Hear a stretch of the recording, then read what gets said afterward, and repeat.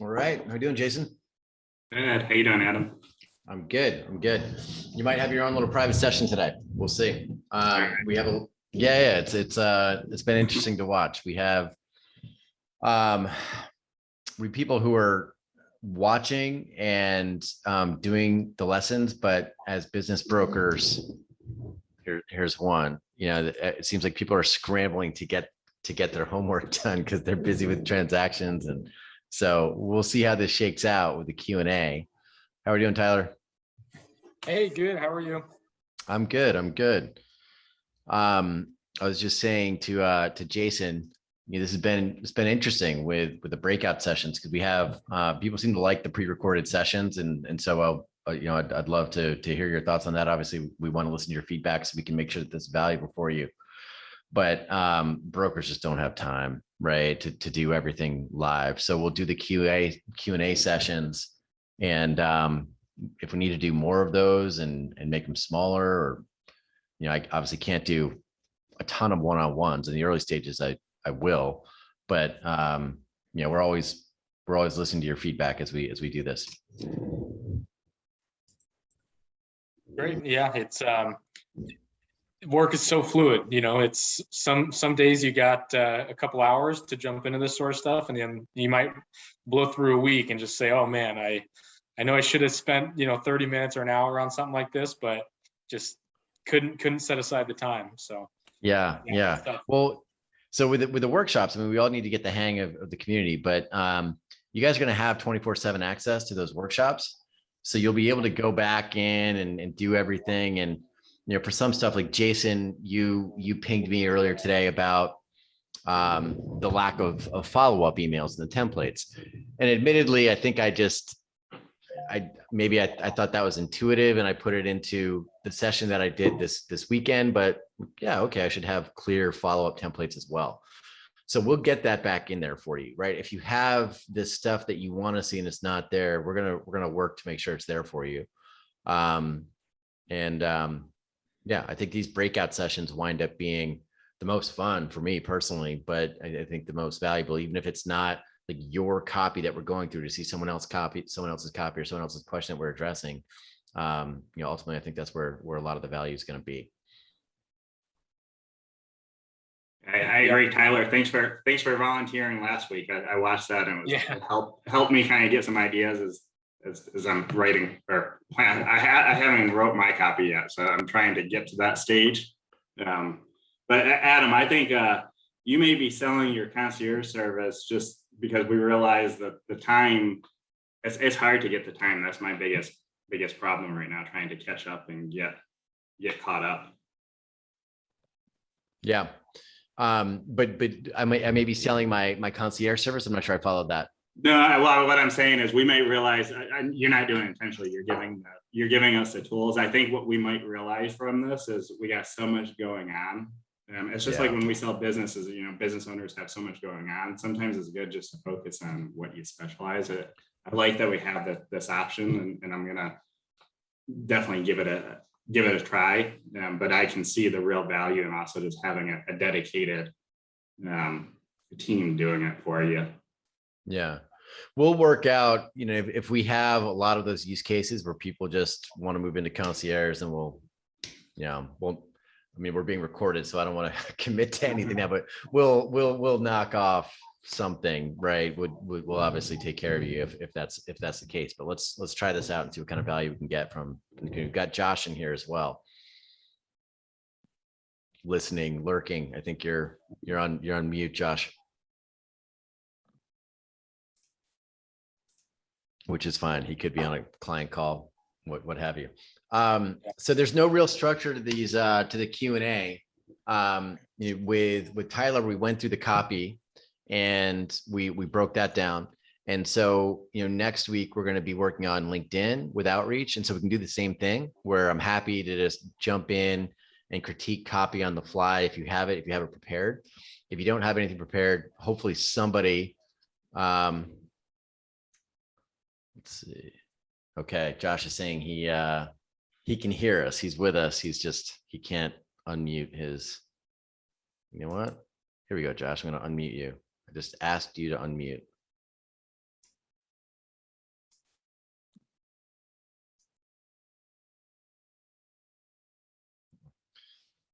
For ones like this, where we're just implementing with a tool like Woodpecker, sometimes the Q&A might be a little more valuable, and a lot of this is just learning as we go.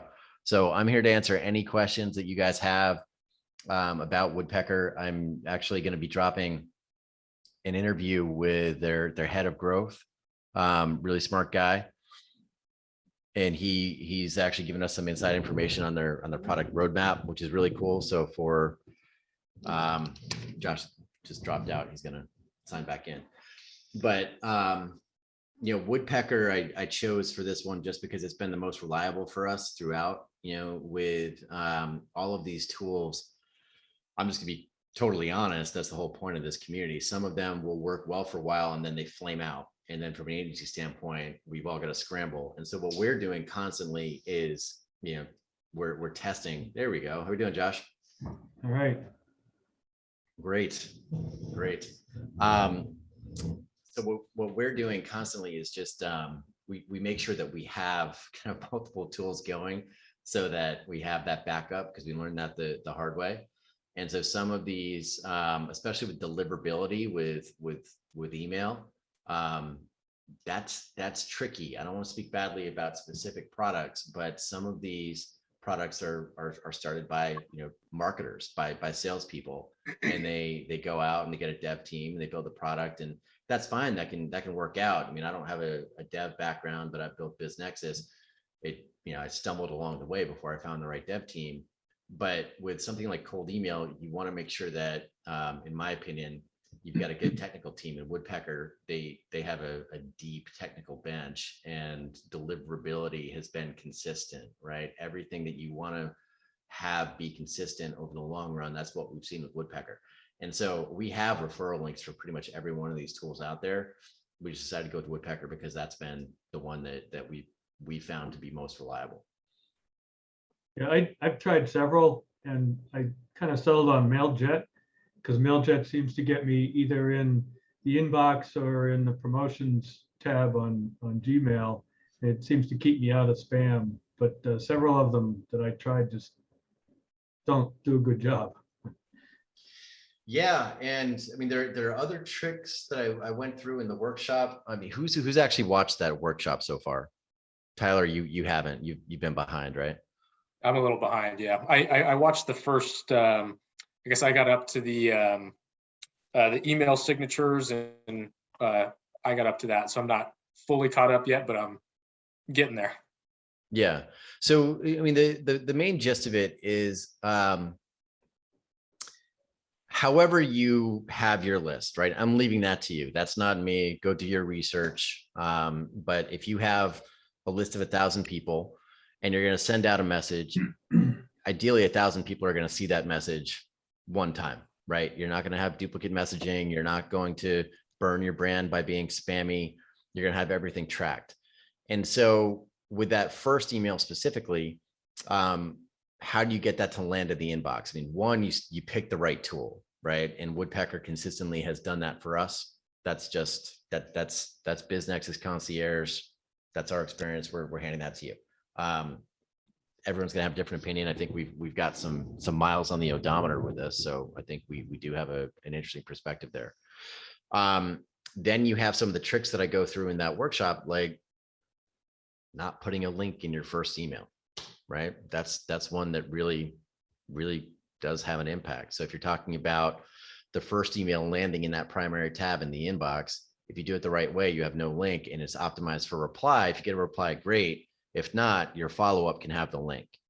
But thinking about stuff like that, not having a subject that's too long, or Josh, your first email that I went through, the big long email, stuff like that gets flagged as spam, especially if it's a email number 1. So you have to be really careful with that first email, right? If the user is getting the email and opening, then you're kind of through those initial gates.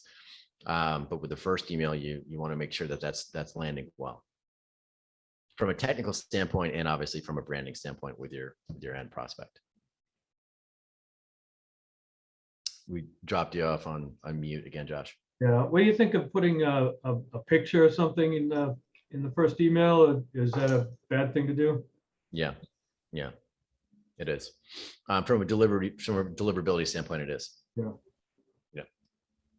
Yep. Now with your email, right? So if you've set up an email, if you have a marketing email, right? So if Jason is using a marketing domain, so it's not trueview.com, it's like trueview.co, like Jason, you need to make sure that you set up that email correctly. And part of that is making sure that you actually have a photo associated with your email account. So whether you're using Office 365 or, G Suite, you need to set that up as you would your primary email. So when you land in the inbox, you can still see that photo.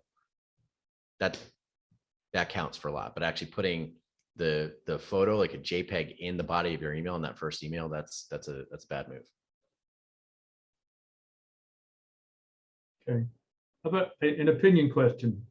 A list I got has the estimated value of a business as one of the fields. How smarmy does that sound if I kind of start out with, the value of your business might be X dollars, in a subject line or in a pre-header or something? Is I it hate it. too intrusive? Yeah, I hate it.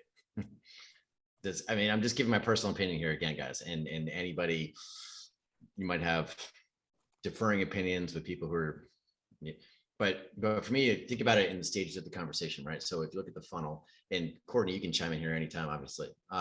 Yeah, but well, to that, I was just going to say that, what do you think of the subject line?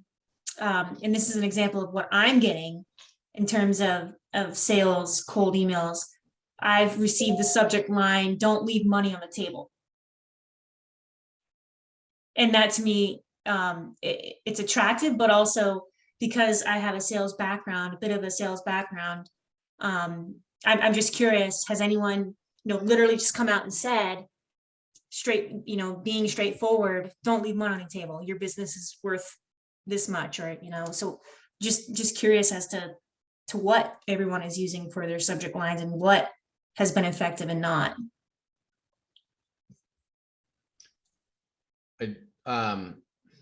I'll pop in on just like what I've seen with business acquisition and sales, specifically with approaching with valuation. If you're talking about valuation trends, if you're talking about where the market is, if you're talking about like what you do for valuation, that's okay. If you're referencing like, I have an idea of what your business is worth, you don't know this person yet. And, Right. and that's their most sensitive asset. And you're coming in, you're trying to value their most sensitive asset at first pass. For me, I'm just ruling you out immediately, right? Combine that with the fact that when you have these databases that have, wherever you got this database, if it has financials, a lot of these databases will have financials. We'll never use that metric, right? Because it's unreliable for a private company. So it can be a good indicator, but things like head count, depending on the industry, that's going to be, in my opinion, if there's a business owner who's been in that position for 30 years and they're running a manufacturing company, and the manufacturing company has over 50 people, well, that's a much indicator of a sellable asset than some sort of HubSpot data field that says it's 5 million plus revenue. Yeah, this is actually the business valuation data from BizEquity. So they have some basis, they have an algorithm that comes up with it. How about sidestepping a little bit and saying, would you like to know what BizEquity thinks your business is worth? Would that make people curious enough to reply to an email? I think about it, like go back to the conference analogy. You walk into a conference and if you just meet somebody and before you've even talked about where you're from or what kind of sandwich you just had or whether the food is good or whether the food sucks, you're going straight to their valuation. You want to state your value prop, right? And you want them to open it. So like subject, open, and not flag as spam, right? And if you have BizEquity, a better approach would be to reference like a trend, right? So, SaaS multiples are at an all-time high, and you can, and then you can get more specific down the funnel, maybe even on email 2, email 3, if you do it right. But if you're leading with like, I know what your business is worth more than you, your specific business. Like, Yep. be careful with how that lands. Mhm. I guess I'd just to add on to that, I think it also depends on what your sales funnel might look like. For us, we do valuations for people all the time. And that's sort of our kind of loss leader that gets people in the door.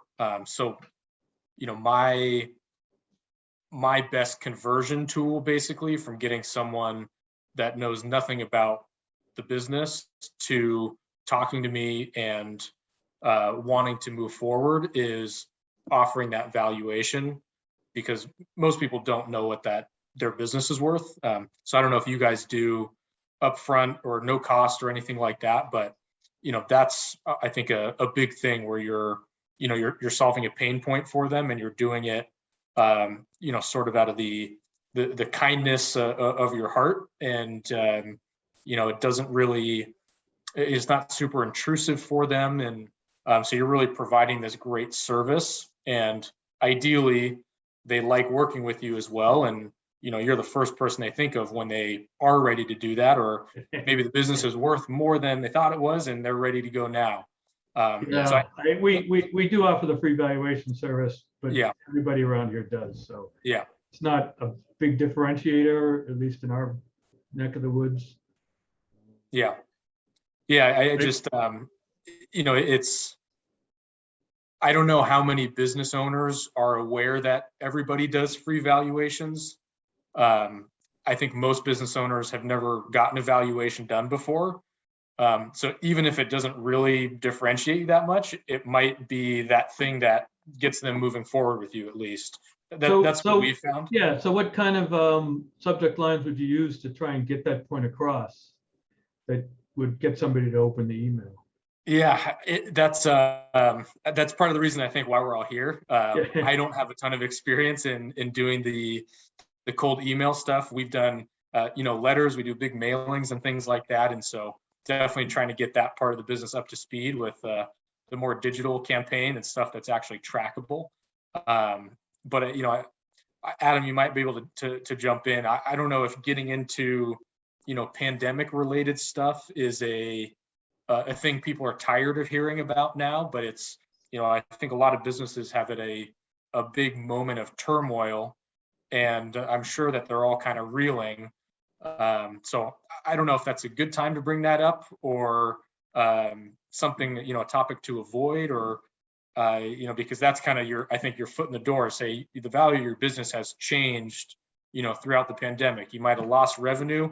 Where are you compared to where you were, and what's going to bring you back? You know, I think that's kind of the story that people would probably be interested in hearing and learning how they can get their business back to that point.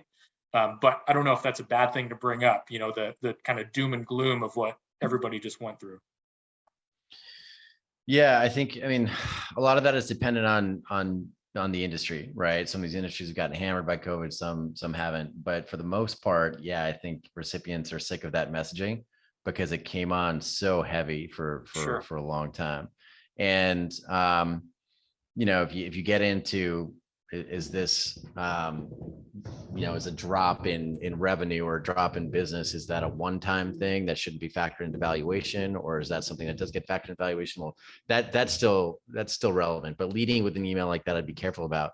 You know, what we've seen as being more relevant right now is like tax planning and inflation, right? Like right now, what's going on right now. So if you're going to lead with that, like what is the business owners right now? They've all gotten their ducks in a row with COVID, right? Whether they've been able to maintain their business operations or their valuation, like that's one thing, but have they thought about it and they already have an answer prepared?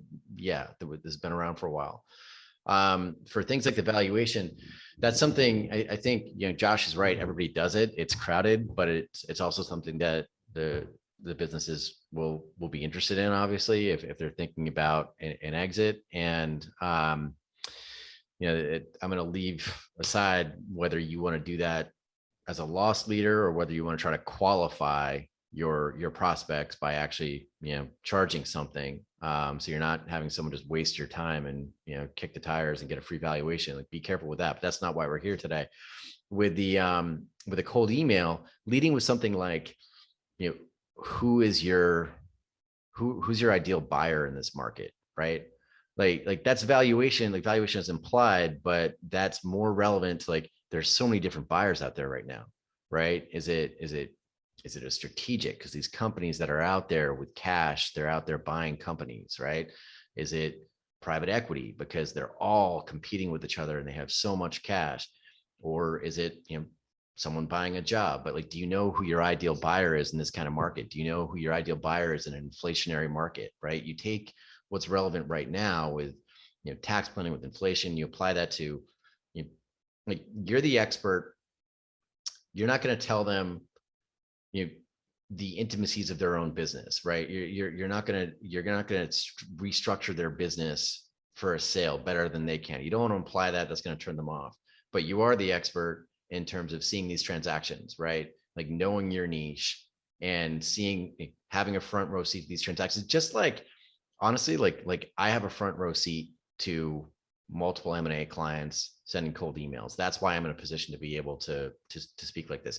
Like, you are in the position where you have a front row seat to multiple transactions, ideally in your niche or maybe in your geographic area, Josh, right? You're focused on New England, but you have your finger on the pulse of the buy sell market.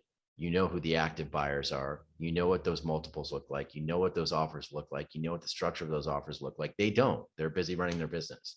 So just try to steer the message away from, like, I'm going to help you structure your business to get in a position to sell. And, like, I know how to deal with the issues you have and navigate those when it comes to negotiating with buyers, right? I know how to shortlist your buyers. I know how to set up a coordinated auction confidentially.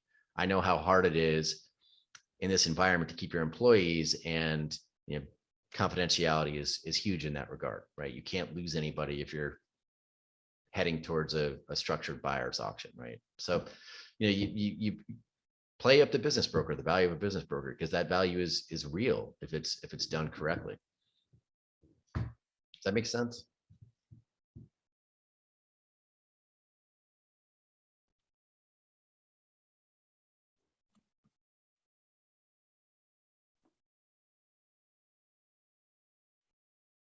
Jason, how am I? Where am I landing? You're on mute. I can't tell if you're taking notes or if yeah, I'm taking notes. Really upset that I'm wasting your time here. No, I'm taking notes. I have to my second screen. No, good. It's good stuff. The one question I had, you mentioned pictures on email. Is there anything in the workshop how to do that? Because I tried to do that before on G Suite and I could not figure it out. Or do you just recommend calling them and getting the settings? Because it just shows a J for me.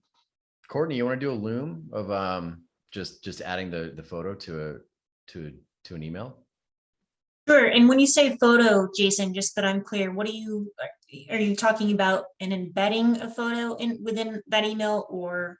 No, and the logo where it shows in the email. So now it shows. Oh, okay. Yep. Yeah, I can do a loom for you. Like a headshot photo. I assume that's what you want to improve the results. Yeah, just in the when you're an admin, you have your profile and just to upload your photo there.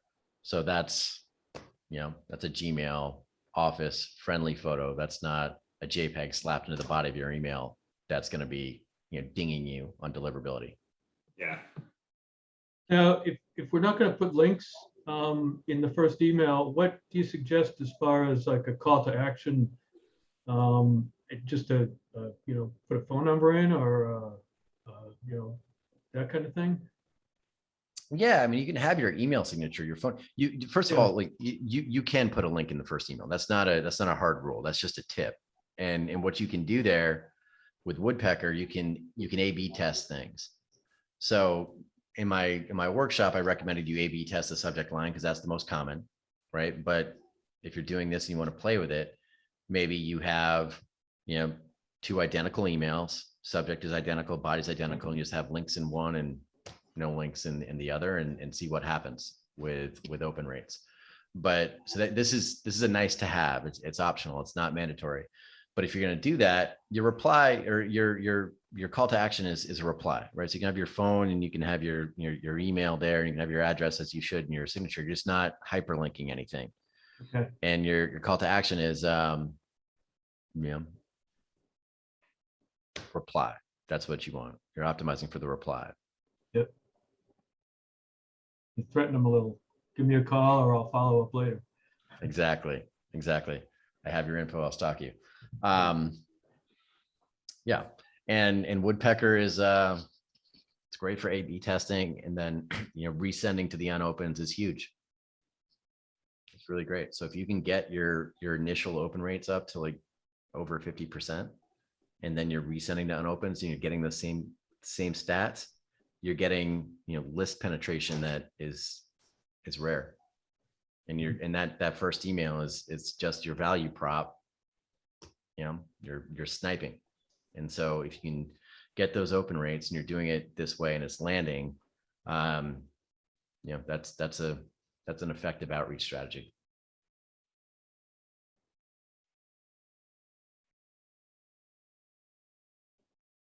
Any other questions on the tool specifically? I know some of you, well, you're all behind, so that's fine. So do you guys know how, I don't want to go through a community share, but in this workshop, in the activity feed, that's like its own separate chat, right? Like you guys are the only ones who can see that. The premium members are the only ones who can see that. So in the deal origination, the building effective outreach campaigns workshop, where you find these videos, right? The materials, you'll see activity feed. In activity feed, you can @ me, you can @ Courtney, and you can ask any questions. So along the way, as you're getting into the Woodpecker tool, if you're stumbling on something, Jason, if you have a question about like uploading the photo, what have you, just drop that right in the activity feed, and we'll get back to you. Just a question on pre-headers. How different should they be from, if we can have a separate one from the first line of the email? How different should it be? What kind of things should it address that is different than the than the subject line? So I'm assuming that you're talking about your specific tool allows for a pre-header field, and then it has the first line. Right.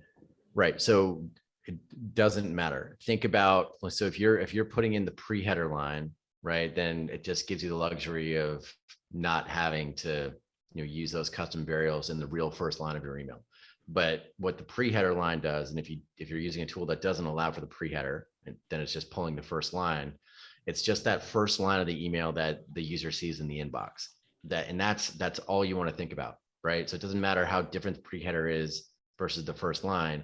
Your pre-header should absolutely be an indication of what's inside, just like the subject is, right? You don't want to have something like, I ate an alligator, just to trick them into opening the email, because then they're going to be pissed off. You're going to burn your brand, and great, you got a 60% open rate, but you burned your brand. Who cares? So you want to make sure that your pre-header is relevant to whatever's inside that email, and that's really it. So whether it's pre-header or the first line, using the custom variables, the company name, the first name, referencing the industry, getting as specific as you can. That's where you get those opens. I don't know. Did anybody see I did a little like Loom video on the tips and tricks this morning in the community. Did anybody get a chance to see that? No. Yeah, it's just it's a quick one, and it's based on LinkedIn. So this will actually be more relevant probably for next week, but it's using keyword phrases, Boolean search. And the whole point is like, you've done your search, you have your search, but then you use keywords to get super specific. And so the more specific you can get, the more you can put in that customized pre-header variable, and the better off you're going to be. It sounds like a lot of work, but it's not. If you get the hang of it and you're running specific campaigns, you will see the results. And that's one where you guys have already paid, right? You're in this, so I'm not selling something here. Like if you can do that, if you have manufacturing keyword, right, for one campaign, and you use that keyword in your pre-header, you're going to see that. You're going to see that in the open rates.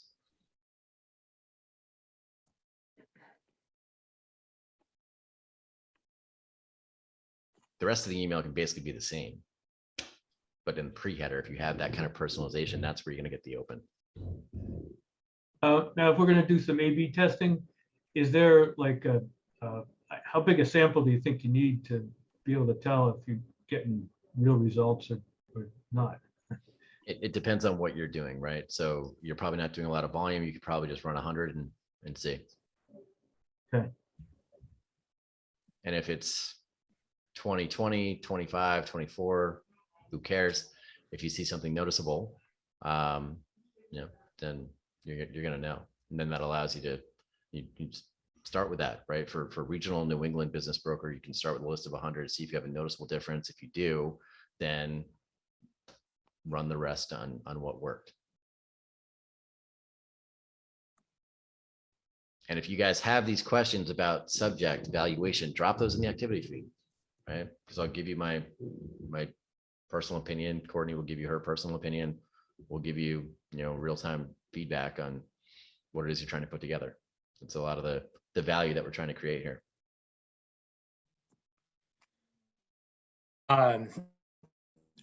To kind of change gears a little bit, do you find that the cold email outreach is more effective for getting clients now, or getting people that want to sell their businesses in the next 3 months to 5 months? Or is it, a long-term kind of brand building play where you make them familiar with you, and, 12 months from now, eventually they're going to reach out and be ready? I'm so used to the, big mailings that go out, and you don't really know what's happening. And, you get a call one day, say, hey, I got your mailing 3 years ago. I'm now ready to move forward. Is there any strategy to customizing the messaging for a more long-term approach, or, are you still capturing those long-term people with your short-term messaging? Yeah, great question. Loaded question, but great question. I think the spoiler alert on my answer is that I'm going to encourage you to always look at it as a long-term play, right? As relationship building, just because that's where the world is. That's where this industry is. It's very noisy at the top of the funnel, and we're not in the 1990s, right? You're not going to approach a business owner who hasn't really thought about it, and they haven't been approached. And, well, gee, maybe I should have a business valuation. I think for the most part, those days are dead and gone. You're always going to have a divorce or a COVID-related factor that maybe has put a business owner into a position where they need to sell. But for the type of transactions you're looking at, Tyler, from what I understand, you're boutique, you're going more lower mid-market, right? And so you definitely want to be niching down and thinking of this as a long-term play. If you're doing those mailers, we'll get into this in other monthly streams, but you should definitely be doing multi-channel. So if you're sending out a bunch of snail mails that you can't track, ideally you're starting with a list where you have those emails. So you could do a nice nurturing drip in Woodpecker, and then you see whoever's clicking, you see whoever's opening. And so if you have a VA, or if it's you, if you send a list of 5,000 snail mail flyers where you don't know where the hell those things landed, if you are following up with a nurture drip, and you've got a VA or somebody on your team who can prioritize follow-up calls based on clicks, right? Doesn't even have to be replies. Maybe if someone clicks a couple times, then hey, that's an owner that you're going to prioritize over someone who has not clicked, right? That's the way to do something like that effectively across multiple channels. But I think if you're looking for a quick hit, target divorce attorneys, right? And introduce yourself and get those types of referral relationships. Target some sort of COVID consultant, right? But with the business owners, that's lightning in a bottle. And the best thing you can do with a cold email is just clearly state your value proposition and make sure that lands in front of them at least once. They can see it. You'll have a couple follow-ups, but then you're rolling them over into your nurture program, whatever your nurture program is, right? That's a separate theme that we'll go through. But once you get in front of them, and once you get that value prop in front of them, if they're ready in that moment because of something like you're saying, Tyler, like a divorce or what have you, great. You start the conversation and you begin the process. But 99% of them won't be, especially if it's a good business. And so then you have to you have to continue that conversation down the funnel, right? They need to see you. They need to see your face. They need to see your messaging. They need to know that you specialize in manufacturing, that you specialize in manufacturing in Southern California. Ideally, they're seeing other manufacturers who you've worked with based in Southern California. Like, that person's just like me and Tyler's working with them, right? You need to make them feel warm and fuzzy down the funnel. So then you can get that proverbial cup of coffee. And that doesn't happen at first approach, at first cold email. Two totally separate things, right? First outreach introduction, like get them right between the eyes, roll them over into a nurture program, stay in front of them, warm them up down the funnel to the point where if they're ready to have a conversation about a business valuation or to talk about who their buyers might be, you should be first in line, right? You should be there. You should be on the short list. Okay. Yeah, I understand.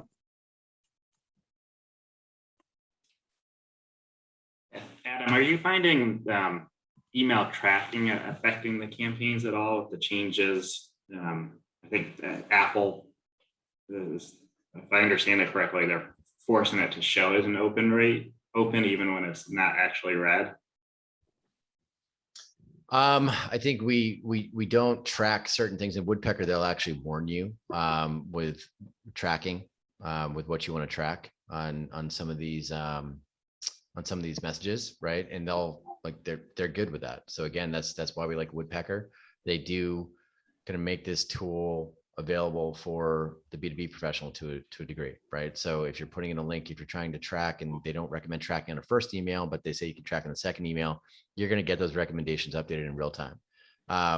What we've really seen is like advertising, that's been affected. So, cold emailing and LinkedIn, I think that's actually, that's a good solution considering the recent ad restrictions that you're referencing.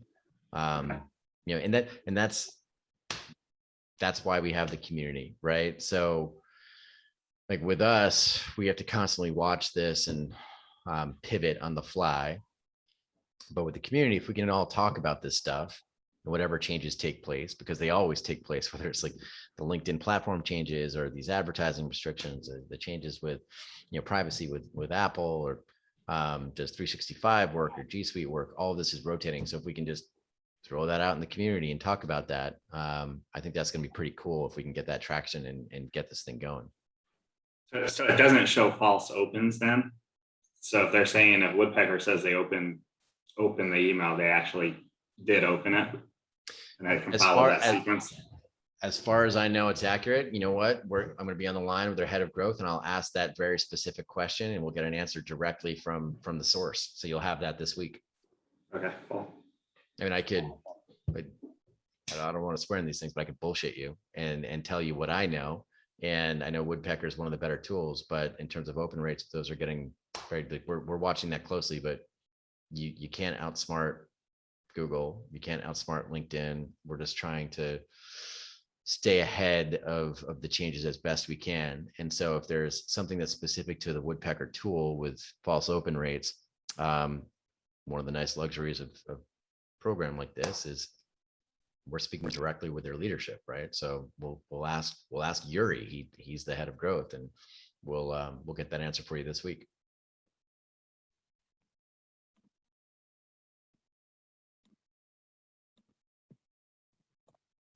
All right. So this week is focused on the specific tool, Woodpecker, and implementation. Josh, are you going to give that trial a shot, or are you married to your current tool?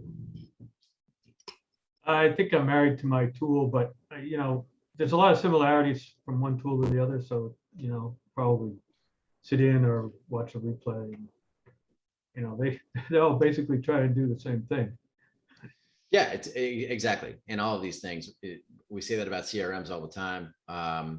We have a workshop in there on Pipedrive CRM. I think 90% of the value in that workshop can be applied to any CRM. Like, we love Pipedrive, but who cares? If you're using a tool that you like and it's working, stick with it. That's the biggest thing. So just because we're coming in and we're saying Woodpecker is a good tool, if you're using something and you're getting the results, and don't go play with a new tool. Just stick with what you like and what you know.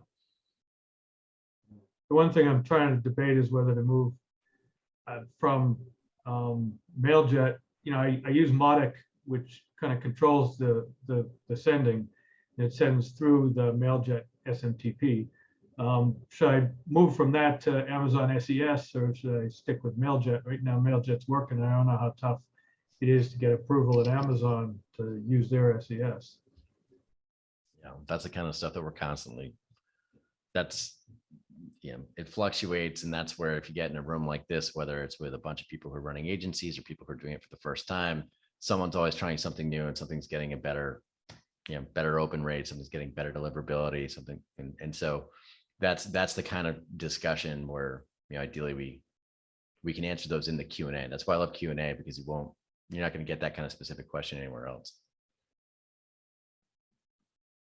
So if you do that, let us know.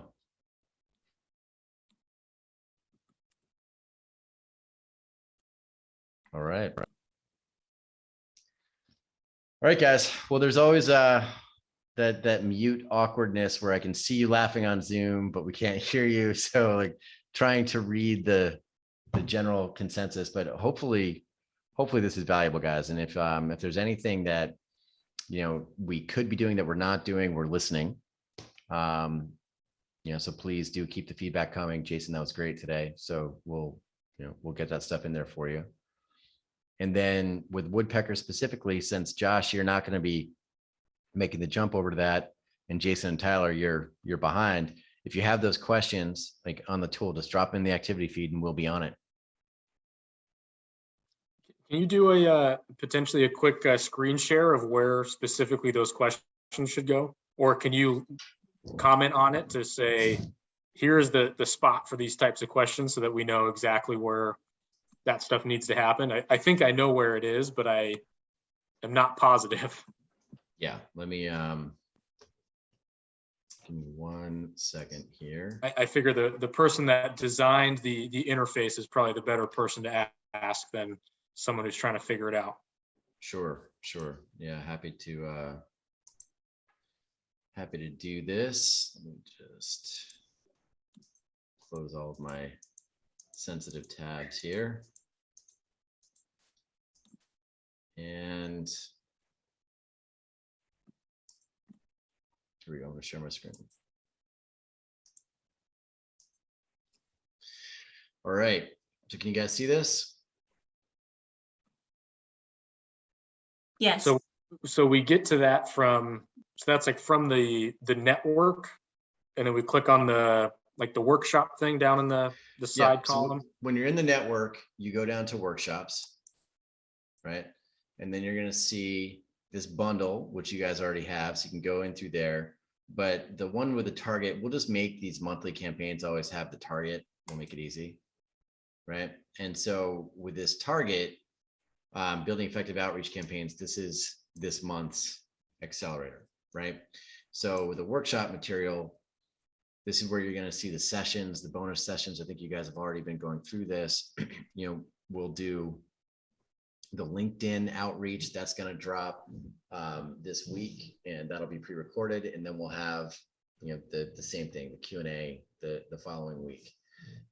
If you have questions, when you go into this workshop, the default is to take you straight to the activity feed. So you can see, drop your comments here. And I'm just going to say, at Josh, at Tyler, at Jason, here you go, right? And post. And I'm just going to put in, you can pick a topic, but you don't have to. And if I notify, I'm just notifying you guys, right? So anyone who's signed on to this. But if you at us, at me, at Courtney, right? Let's see, just at like you would, anything else. We'll get that notification, right? We'll see the notification up here in the bell, and we'll go through and we'll answer you. And the only people who have access are the people who are signed on to this premium workshop.